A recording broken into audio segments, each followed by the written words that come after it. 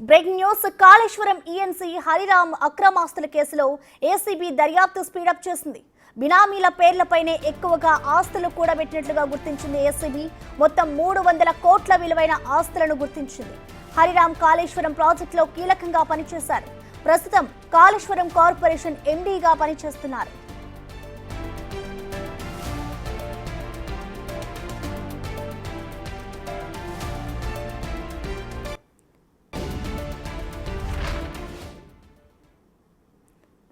దీనిపై మరింత సమాచారాన్ని మా ప్రతినిధి సురేష్ అందిస్తారు లైవ్ ద్వారా. సురేష్, చెప్పండి, ఇటు ఈఎన్సీ హరిరామ్ అక్రమాస్తుల కేసుకు సంబంధించి అసలు ఏసీబీ ఇప్పటి వరకు ఎన్ని ఆస్తులు గుర్తించింది? ప్రెజెంట్ డీటెయిల్స్ ఎలా ఉన్నాయి సురేష్?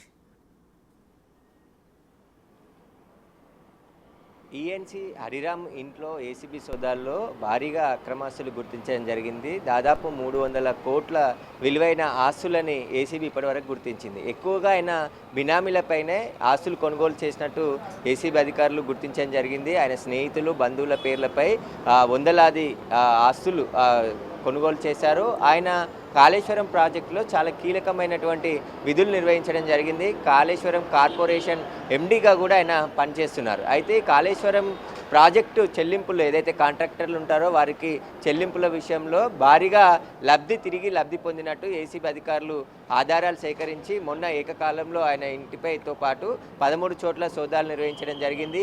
22 ఎకరాల వ్యవసాయ భూమితో పాటు 6 ఎకరాల మామిడి తోట ఫామ్ హౌస్ హైదరాబాద్ శివార్లో గుర్తించడం జరిగింది. 2 విల్లాలు, 2 ఇండిపెండెంట్ హౌసెస్, ఓపెన్ ప్లాట్లు, కమర్షియల్ కాంప్లెక్స్, ఇలా 100 కోట్ల విలువైన ఆస్తులు ఆయన కూడబెట్టినట్టు గుర్తించడం జరిగింది. ఇక హరిరామ్ని ఏసీబీ కస్టడీ కోరుతూ ఈరోజు ఏసీబీ కోర్టులో కస్టడీ పిటిషన్ వేయబోతుంది. దాదాపు 10 రోజుల పాటు ఆయనని కస్టడీ కోరి కస్టడీలో విచారించనున్నట్టు తెలుస్తుంది. ఇక ఆయన భార్య కూడా ఇరిగేషన్ డిపార్ట్మెంట్లోనే పనిచేస్తుంది. ఆమె కూడా అక్రమాస్తులు సంపాదించినట్టు ఏసీబీ అధికారులు అనుమానిస్తున్నారు. అయితే మొన్న దొరికినటువంటి ఆయన ఇంట్లో డాక్యుమెంట్లను పరిశీలిస్తున్నారు.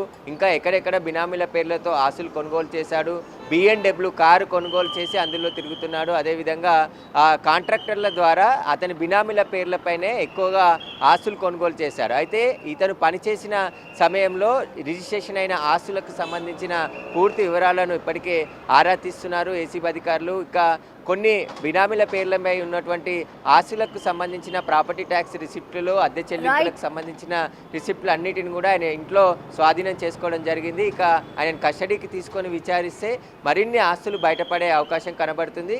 ఇక ఇరిగేషన్ డిపార్ట్మెంట్ హరిరామ్ సస్పెన్షన్ కూడా రంగం సిద్ధం చేసింది. ఆయనపై అవినీతి నిరోధక శాఖ కేసు నమోదు చేసింది కాబట్టి ఇప్పుడు ఆయనపై సస్పెన్షన్ వేటు కూడా వేసే అవకాశం ఉంది.